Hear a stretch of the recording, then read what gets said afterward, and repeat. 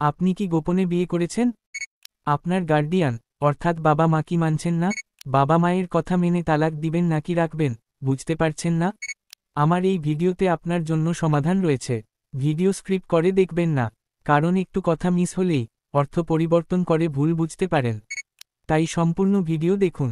তো চলুন, দেরি না করে মূল ভিডিওতে যাওয়া যাক। আসসালামু আলাইকুম ওয়া রাহমাতুল্লাহ। ওয়ালাইকুমুসসালাম ওয়া রাহমাতুল্লাহি ওয়া বারাকাতুহ।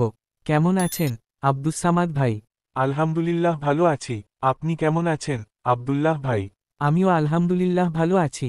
আপনি তো ভাই, যে কিপটা টাকা খরচ হবে, এই জন্যই তো কোথাও বেড়াতেই যান না, তাই না? তো হঠাৎ কি মনে করে? আচ্ছা আব্দুস সামাদ ভাই, চালুন আমরা বসেই কথা বলি। আচ্ছা ঠিক আছে, সামনে তুলে গিয়ে বসি। আব্দুল্লাহ ভাই, আমার একটা সমস্যা ছিল, সেটার উত্তর জানতেই আপনার কাছে আসছি। তাহলে বলুন, কি উত্তর জানতে আসছেন? আমার বয়স 28 এবং বউয়ের বয়স 23। চাকরি না থাকায় আমরা গোপনে বিয়ে করে আলাদাভাবে বসবাস করছি ঢাকায়। সেও অনার্সে পড়ে, কিন্তু গ্রামে কোন প্রমাণ ছাড়াই কেউ একজন রটিয়ে দেয় যে আমরা বিয়ে করে ফেলেছি। এতে আমার পরিবার মেয়েকে কোনোভাবেই মেনে নিবে না বলে সাফ জানিয়ে দেয়। তাদের এই অবস্থায় কোনোভাবে রাজি করানোও যাবে না, আর বিপদ আরও বাড়ার আশঙ্কায় আমিও বিয়ের কথা অস্বীকার করেছি। এমতাবস্থায় মা বাপকে খুশি করার জন্য তাদের কথায় বউকে তালাক দেওয়া শরীয়তে জায়েজ আছে কিনা?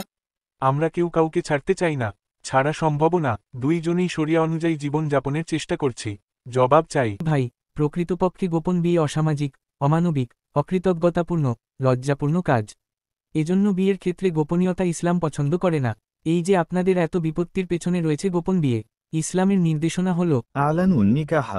মুসনাদে আহমাদ 4-5 বিয়ে করবে ঘোষণা দিয়ে। আর তা না হলে এরকম বিপত্তি বাঁধবে।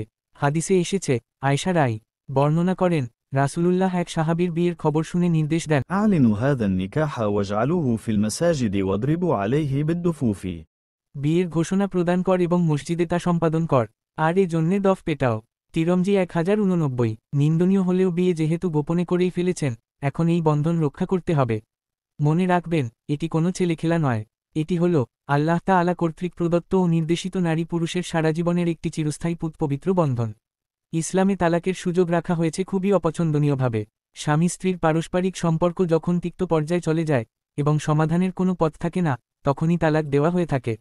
তারপরও ইসলামে তালাক একটি জঘন্যতম বৈধ কাজ। রাসূলুল্লাহ তা চরমভাবে ঘৃণা করতেন। হাদিসে এসেছে, أبغض الحلال عند الله الطلاق. আল্লাহর কাছে সবচেয়ে ঘৃণিত হালাল তালাক। আবু দাউদ 2177। এজন্য অতীব প্রয়োজন, যা শরীয়তে ওজর বলে গণ্য, ছাড়া স্বামীর জন্য তালাক দেওয়া যায়ও নয়, স্ত্রীর জন্যও তালাক চাওয়া দুরস্ত নয়। যেহেতু তালাক স্বামীর অধিকার, তাই বিশেষত স্বামী এক্ষেত্রে নিছক মা বাবার চাপ বা বলপ্রয়োগের কারণেও তা প্রয়োগ করতে পারবে না।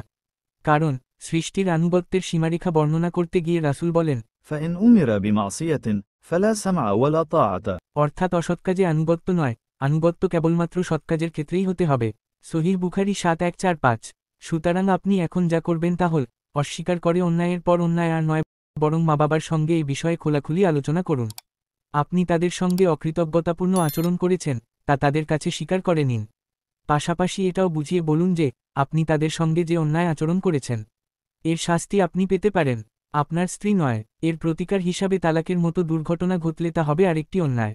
এরপরেও যদি তারা তালাকের কথা বলে, তাহলে দেখুন তাদের কথা সঠিক ও যুক্তিসঙ্গত কিনা।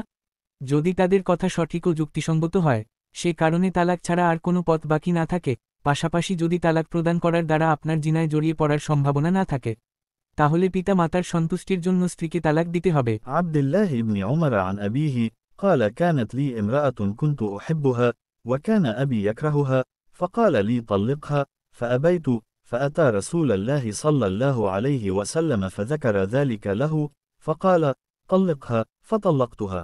হজরত আব্দুল্লাহ বিন উমর রাই থেকে বর্ণিত, তিনি বলেন, আমার একজন স্ত্রী ছিল, যাকে আমি ভালবাসতাম, কিন্তু আমার পিতা হজরত উমর বিন খাত্তাব রাই যৌক্তিক কারণে তাকে পছন্দ করত না। তিনি আমাকে বললেন তাকে তালাক দিতে, কিন্তু আমি তালাক প্রদান করতে অস্বীকৃতি জানালাম।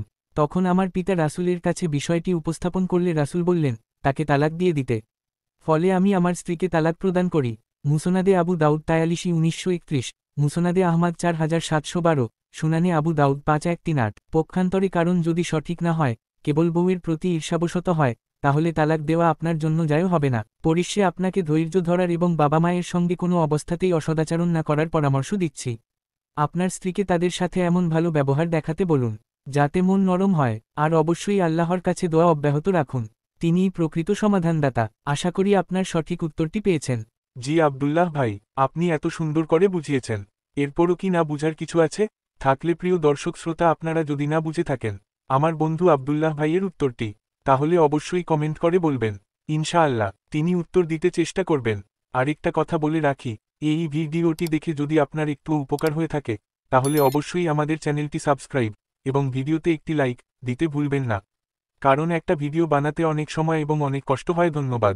আচ্ছা ঠিক আছে আব্দুল্লাহ ভাই, তাহলে আজকে আসি। আচ্ছা ঠিক আছে, আসসালামু আলাইকুম ওয়া রাহমাতুল্লাহ। ওয়ালাইকুমুস সালাম ওয়া রাহমাতুল্লাহ। Subscribe. My channel is Nika's Rohosho.